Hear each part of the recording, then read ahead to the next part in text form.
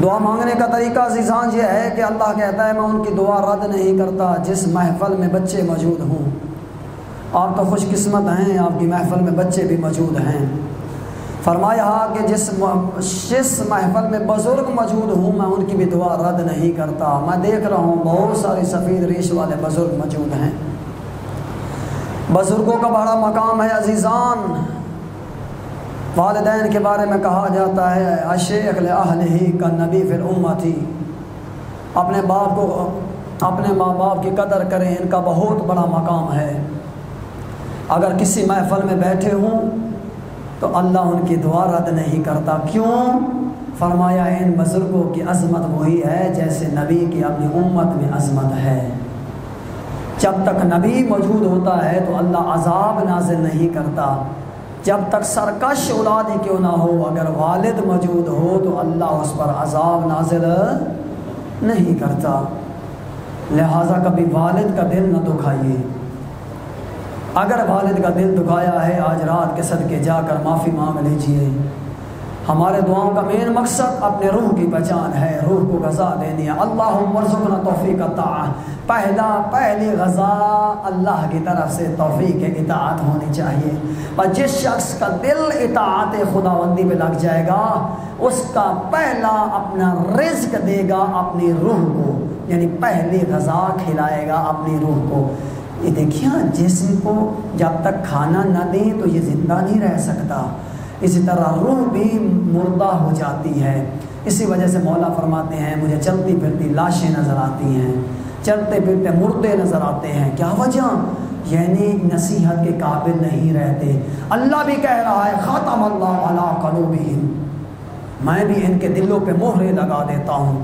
جن کے دل مردہ ہو جاتے ہیں عزیزان، پھر ان کے سامنے دعائیں مانگنا، دعائیں اللہ سے بارگاہ میں دعا مانگنا کوئی فائدہ مند نہیں رکھتا، کوئی فرق نہیں پڑتا۔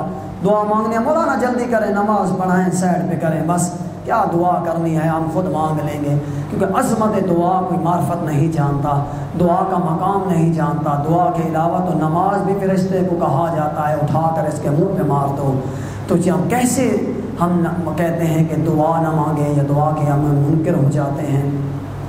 عزیزان توجہ رکھیے، دوسری دعا کیا کریں ہمیشہ، جیسے آپ اللہم کل ولیک الحجۃ ابن الحسن پڑھتے ہیں، اسی طرح آج آپ سب کو تلقین کرتا ہوں اس دعا کو بھی اسی طرح پڑھا کریں۔ اللہم ارزقنا توفیق الطاعۃ، اے میرے اللہ مجھے توفیق اطاعت ہمیشہ دیتے رہنا، میری توفیقات کو سلب نہ کرنا۔ دوسری دعا کیا کرنا ہے؟ دوسری دعا سنیے گا، اللہم ارزقنا کے بعد آپ نے کہنا یا اللہ صدق النیہ، مجھے سچی نیت کا بنا دے، مجھے پاک نیت کا بنا دے، میں کسی کے بارے میں غلط نیت نہ رکھوں۔ آج کے دن یہ دعا اپنے اندر بٹھا لے۔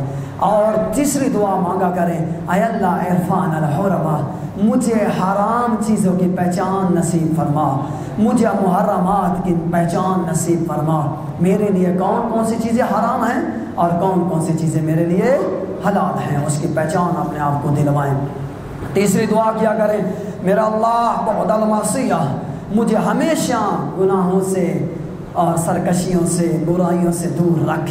بعد المعصیہ، مجھے ہمیشہ میرے اللہ، اصل ان سب کا عطف کریں گے اللہم ارزقنا توفیق الطاعۃ، اللہم ارزقنا بعد المعصیہ، اللہم ارزقنا عرفان الحرمہ، اللہم ارزقنا صدق النیہ، اللہم ارزقنا اکرام الہدا، اکرمنا الہدا۔ یا میرے اللہ ہمیں احترام دیا، مانتے ہیں آپ ہی تو ذات ہیں جو عزت دیتی ہیں۔ اے لوگو یاد رکھو اللہ کہہ رہا ہے قرآن میں فَلِلَّهِ عِزَّةُ جَمِيعًا، تمام کی تمام عزت میرے پاس ہے۔ آپ کہاں گھوم رہے ہیں؟ وہ کس کے دروازے پہ جا رہے ہیں؟ جو میرا محتاج ہے اس کے دروازے پہ جا کر عزت مانگ رہے ہو؟ عزت کا مالک خدا، فرمایا وَجَمِيعَ قُوَّةٍ، تمام طاقت بھی میرے پاس ہے۔